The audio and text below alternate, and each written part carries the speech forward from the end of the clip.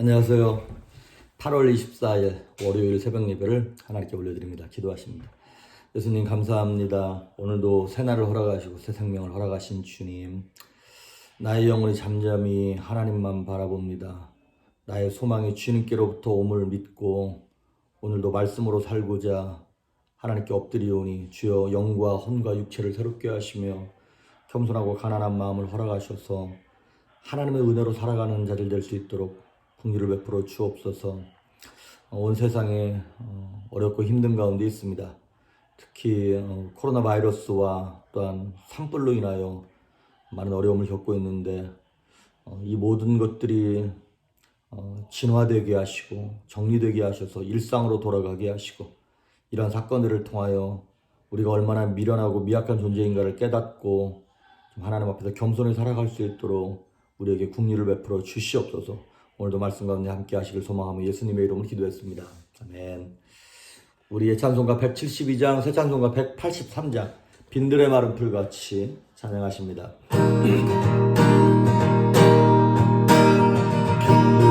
마른 풀같이 시들은 나의 영혼, 주님이 약속한 성령 간절히 기다리네.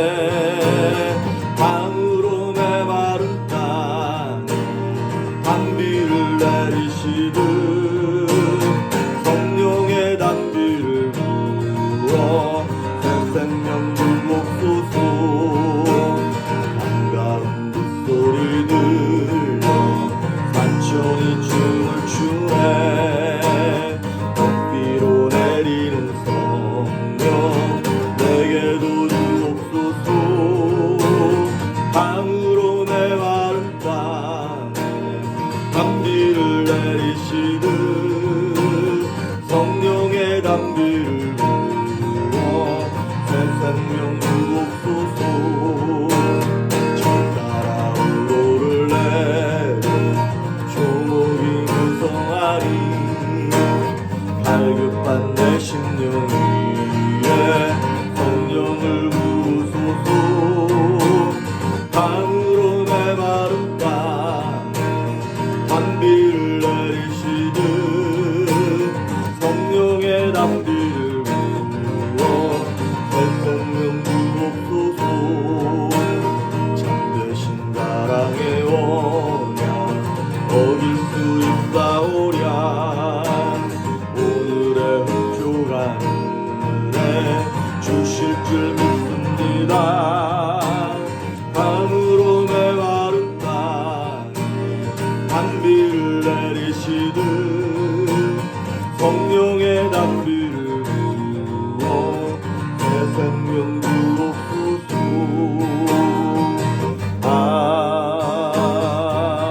아멘. 아멘.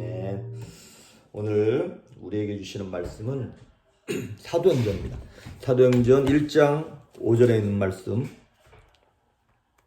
사도행전 1장 5절 봉독에 올립니다. 요한은 물로 세례를 베풀었으나 너희는 몇 날에 못되어 성령으로 세례를 받으리라 하셨느니라. 아멘. 우리가 지금 성령 하나님에 대해서 보고 있습니다. 우리 지난주 금요일 날 성령 하나님은 보혜사다, 우리와 늘 함께 하셔서 우리를 인도하시고 지도하시는 분이다라고 하는 말씀을 드렸고, 오늘은 이 성령 세례, 성령 침례에 대해서 한번 보도록 하겠습니다. 원래는 이제 세례라는 말보다 침례라고 하는 말이 맞겠죠? 베프티즘, 헬라어로 베프티조라고 하는 게 이게 뭐냐면 물에 잠기는 것입니다. 그러니까 물에 잠기는 것을 물세례, 물침례라고 할 것 같으면 성령 세례는 뭘까요? 예, 성령 안에 잠기는 것입니다. 성령과 함께 동행하는 것을 얘기하는 것입니다. 예, 이 성령 세례는 그리스도인이라면 누구나 받을 수 있는 것입니다. 마태복음 3장 11절에 보면 예수님에 대해서 이렇게 말씀을 하시는 거예요. 예수님이 성령과 불로 너희에게 세례를 베풀 것이다.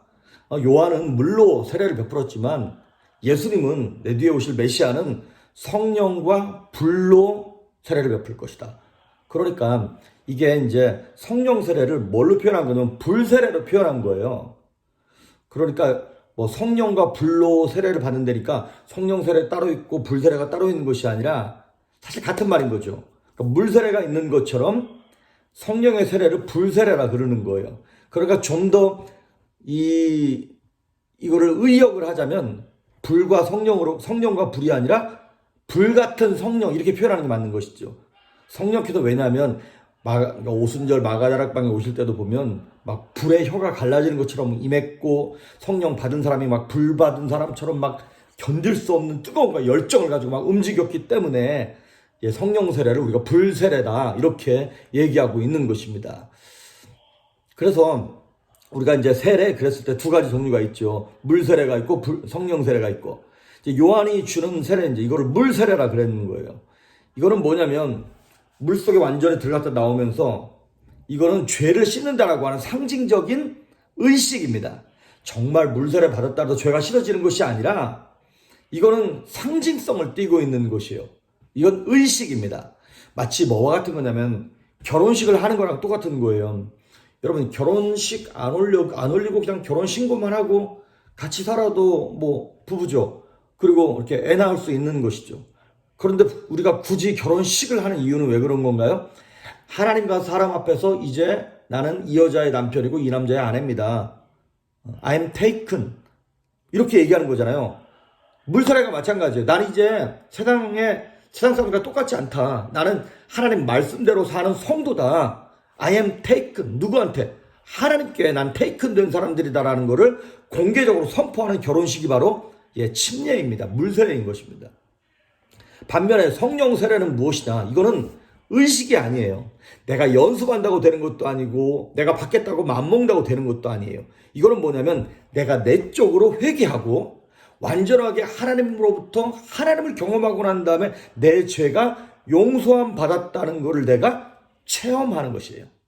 그러니까 물세례가 의식이라면 성령 세례는 체험인 거예요. 그러니까 물세례가 결혼식이라면 성령 세례는 뭐예요? 결혼한 부부가 첫날 밤 지내는 거예요. 이 연인이었던 남자와 여자가 첫날 밤 관계를 딱 경험하면서 서로를 경험하는 거야. 나는 이제 정말 이 남자의 아내고 이 여자의 남편이다라는 것을 딱 체험하는 것, 그걸 성령 세례라고 얘기하는 것입니다. 사실 물 세례는 내가 예수님을 진정 나의 구세주로 믿지 않아도 받을 수 있는 거예요. 속이고 받을 수 있어요. 이건 간단한 교육만 받고 쟤도 받는데 나도 받아볼까? 그럴 수 있어요. 하지만 성령 세례는 예수님을 진정으로 나의 주님으로 믿는 사람들에 한해서 하나님의 초자연적인 역사와 은혜로만 가능한 거예요. 사람은 속일 수 있어도 성령 하나님을 속일 수는 없는 것이다, 이 말이죠. 그러면 뭐 물세례와 성령 세례 뭐가 먼저냐? 사실 순서가 중요한 것은 아닙니다. 또 순서가 있는 것도 아니에요. 사도행전 10장에 보면 로마 백부장이 말씀을 듣고 난 다음에 성령을 받아요. 그러니까 성령 세례를 먼저 받은 거야. 그러고 난 다음에 성령 세례 받았는데 나 이제 물세례 달라. 그래서 물세례 받는 장면이 나와요. 반면에 사도행전 8장에 보면 사마리아 사람들이요, 요한의 물세례만 받은 거야. 근데 성령이 있음을 들어보지도 못했던 것이지요. 그러다가 말씀을 듣고 난 다음에 성령 세례? 우리도 성령 세례 받았으면 좋겠다. 그래서 막 회개하고 성령 세례를 받는 것이죠. 그리고 사도행전 2장에 보면 오순절 마가다락방 사건이 일어나잖아요. 그때 베드로가 사람들에게 설명을 하는 거예요. 이 성령 받은 이 사건, 이거 성령 받아서 이런 거다. 우리가 미친 게 아니다. 그리고 막 너희가 죽인 예수가 메시아다라는 걸 막 선포했을 때 사람들이 막 마음에 찔립니다. 그러고 난 다음에 베드로가 이렇게 얘기하는 거예요. 너희가 회개하고 세례 받고 구원받는 거다. 이렇게 얘기했을 때 그때 사도행전 2장 41절에 보면 그날 세례를 많은 사람들이 받음에 이날 신도의 수가 3천이나 더했다더라, 그런 말이 나오거든요. 그러니까 이거는 아마도 성령 세례와 물 세례가 함께 임한 사건 같습니다. 그러니까 순서가 뒤바뀔 수는 있는 것이죠. 그러면 성령 세례의 진짜 본격적인 의미는 무엇이냐? 이거는 뭐냐면 말 그대로 성령님이 임하시는 거예요. 나와 함께 내 안에 들어오셔서 나와 함께 동행하시는 거예요. 그래서 오늘 우리가 사도행전 1장 5절에 이렇게 읽었잖아요. 성령으로 세례를 받으리라. 이거는요, 무슨 말이냐면 우리가 성령 세례를 쟁취하는 게 아닙니다. 내가 노력하고 애쓴다 그래서 성령 세례를 내가 받을 수 있는 게 아니라 성령으로 세례를 받으리라. 하나님이 주는 것입니다. 그러니까 이건 100% 수동태예요. 내가 능동적으로 뭘 해도 되는 것이 아니라 하나님께서 주셔야만 가능한 거다 이 말이죠. 내가 받고 싶다고 되는 것이 아니라 때가 되어야 받는 것이에요. 그러니까 간절히 내가 성령 받기를 원합니다. 사모하는 것은 필요합니다. 하지만 100% 성령을 주시는 것은 하나님의 주권인 것이죠. 그래서 사도행전 2장 38절에 제가 하나 읽어드릴게요. 사도행전 2장 38절. 베드로가 이르되 너희가 회개하여 각각 예수 그리스도의 이름으로 세례를 받고 죄사함을 받으라. 그리하면 성령의 선물을 받으리라. 우리 개역개정에는 성령의 선물을 받으리라 이렇게 나왔는데 옛날 성경에는 성령을 선물로 받으리라 이렇게 나왔어요. 저는 옛날 성경 번역이 더 옳다고 생각돼요. 성령은 선물이에요. 그거는 하나님께서 그냥 주는 사람 마음인 거예요. 그래서 우리가 노력한다고 받는 것이 아니라 우리가 간절한 마음으로 하나님 앞에서 회개하고 은혜를 구했을 때 하나님의 은혜와 역사에 따라 성령을 선물로 주시는 것. 그래서 우리가 이걸 이제 수동태라고 얘기하는 것입니다. 그러면 우리가 이제 많은 경우에 성령을 받으십시오. 아멘 그래요. 그런데 우리 이미 예수 믿는 사람들이잖아요. 이미 성령 받아서 예수님을 나의 주라고 고백한 사람들이죠. 고린도전서인가에 거기 보면 성령이 아니고서는 예수를 주라고 할 수 없다 그랬죠. 그러니까 예수님은 나의 주 나의 하나님입니다 라고 고백한 사람들은 다 성령 받은 사람들이에요. 내가 방언을 하든 못하든 상관없어요. 예수님을 나의 주라고 고백하면 다 성령 받은 거예요. 그런데 뭐 이렇게 가끔 예배 드릴 때나 부흥회를 할 때나 보면 입에 성령 받았는데도 불구하고 또 성령을 달라고 막 우리가 기도한다 이 말이죠. 그러면 그게 틀린 거냐? 성령을 받는 것이 성령 세례가 단회적인 사건이냐 아니면 반복적인 사건이냐 무엇이 옳은 거냐? 둘 다 옳은 것입니다. 그러니까 성령 세례는 첫째 단회적인 사건 맞습니다. 예수님을 나의 주 나의 하나님으로 모시는 그 순간 성령 받는 거예요. 그런데 문제는 뭐냐면 내가 구원받고 성령 받았음에도 불구하고 이 땅을 살아가면서 죄를 져. 죄를 지으면서 내가 구원받은 그 사건은 변함이 없는데 내가 느끼는 구원의 감격이 사라지는 거예요. 구원의 확신이 사라지는 거예요. 그 구원의 확신이 흔들려.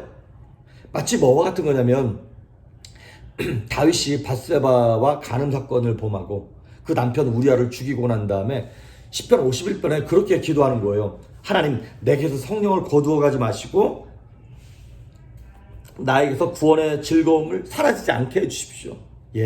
죄를 범하면 구원의 기쁨, 구원의 즐거움이 사라집니다. 구원의 기쁨이 사라지면서 내가 구원받은 사람이 맞나라고 하는 확신이 사라지는 거예요. 그러니까 구원 사건 자체가 사라지는 것이 아니라고 하는 것이죠. 그렇기 때문에 이 성령 세례를 받는 것은 일회적인 사건이지만 또한 우리 삶 가운데서 반복적으로 일어나야 할 사건이라는 것이에요. 그러니까 반복적으로 일어나는 성령을 내게 주십시오라고 하는 것은 다른 말로 말하면 뭐냐면 성령 충만인 것이에요.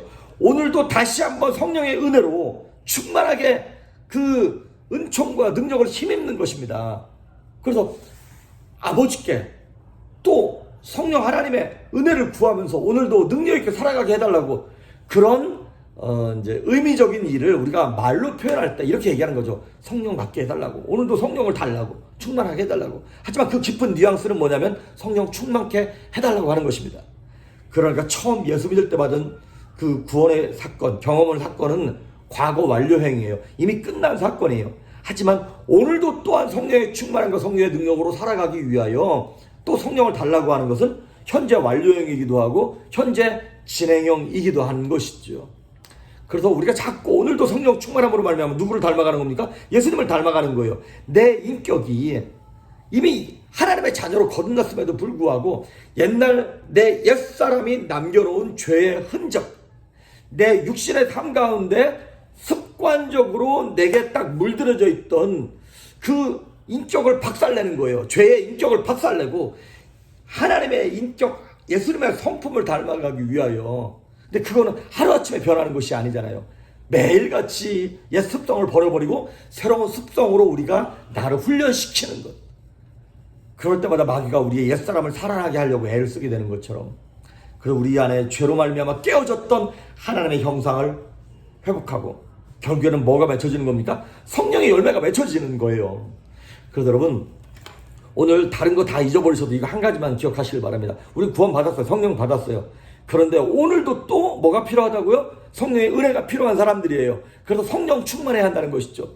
구약에 보면 하나님께서 1,000번째를 마무리한 솔로몬에게 가셔서 내가 너한테 뭐 해줄까? 그랬을 때 솔로몬이 지혜를 주십시오 이렇게 얘기했던 것처럼 오늘 저와 여러분에게 하나님이 나타나셔서 이 목사야 김 집사야 뭘 해줄까 딱 물어보셨을 때 우리의 대답은 뭐가 되어야 할까요? 딱 하나입니다. 예, 성령 충만하게 해주십시오. 왜냐하면 성령 충만하면 기도가 안 되겠습니까? 성령 충만하면 말씀이 안 들리겠습니까? 성령 충만하면 뭐 이런 문제가 겁이 나겠습니까? 저런 환경이 무섭겠습니까? 성령 충만하면 기쁨이 넘치고 소망이 넘치며 능력이 있고 하나님 주시는 지혜가 있고 정말 어떻게 살아가야 할 건가에 대한 대답이 생기고 삶의 문제가 해결되는데, 그러니까 성령 충만이 마스터키입니다.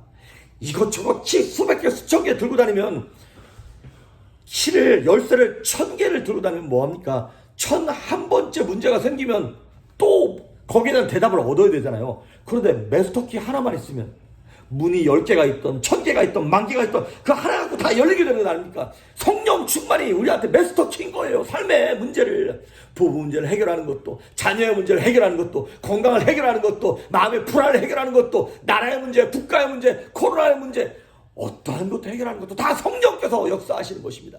오늘도 그 성령 하나님의 능력과 은혜를 사모하면서 겸손하게 엎드려 우리 삶이 성령 충만하게 하시고 성령의 열매를 맺어가는 여러분 될 수 있기를 주의 이름으로 축복합니다. 기도하십니다. 예수님 감사합니다. 부족한 인상 가운데 찾아오셔서 성령으로 은혜를 베푸시고 우리 안에 성령의 열매가 가득 넘쳐나게 하심으로 이 땅에 두렵지 아니하며 마귀가 공격하는 불화산에 무섭지 아니하고 하나님께서 허락하시는 성령의 충만함으로 말미암아 기쁨과 소망 있게 살아갈 수 있는 하루가 될 수 있도록, 그러한 성도가 될 수 있도록 성령님 기름 부어 주시옵소서. 감사드리옵고 예수님의 이름으로 기도했습니다. 아멘.